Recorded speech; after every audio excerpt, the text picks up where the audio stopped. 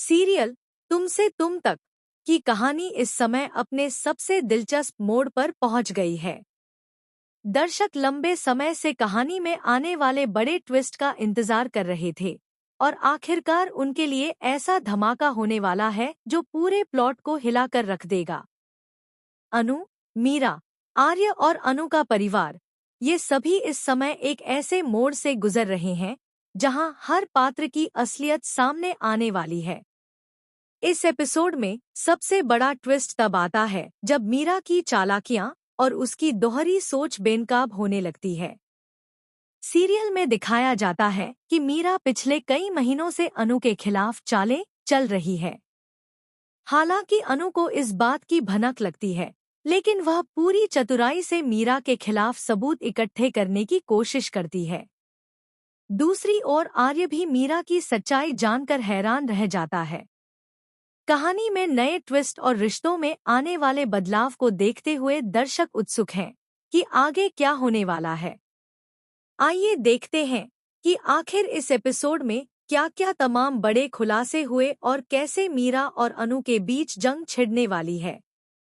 आर्य ने किया बड़ा खुलासा, मीरा की असलियत आई सामने।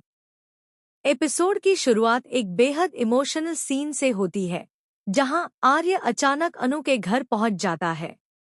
अनु, जो अपने घर के कामों और परिवार की जिम्मेदारियों में व्यस्त है, उसे देखकर हैरान रह जाती है।